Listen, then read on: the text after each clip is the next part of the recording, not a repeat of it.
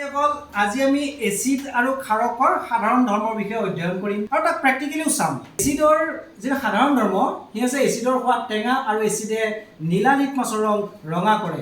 আনহাতে ক্ষাৰকৰ সোৱাদ তিতা, ই ৰঙা লিটমাছৰ ৰং কি কৰিব? নীলা কৰিব। আৰু মনত ৰখাৰ উদ্দেশ্যে তোমালোকৰ কাৰণে এটা শৰ্ট ট্ৰিক্স বনাইছো যে আমাৰ এগৰাকী ছাত্ৰী আছিল এনিৰ খাৰণী এনি মানে আছে এচিডে নীলা লিটমাছৰ ৰং ৰঙা কৰে আৰু ক্ষাৰকে ৰঙা লিটমাছৰ ৰং নীলা কৰে।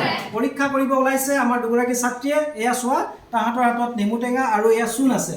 নেমু টেঙা এচিড হিচাপে কাম কৰে আৰু এয়া চূণে ক্ষাৰক হিচাপে কাম কৰে। তুমি দিয়াচোন বাৰু এইখন নীলা লিটমাছ এচিডত দিয়াৰ লগে লগে অৰ্থাৎ নেমু টেঙা দিয়াৰ লগে লগে সেয়া নীলা লিটমাছ কি হৈ পৰিল?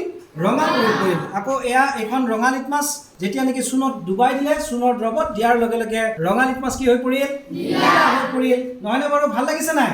মনত থাকিব নিশ্চয়।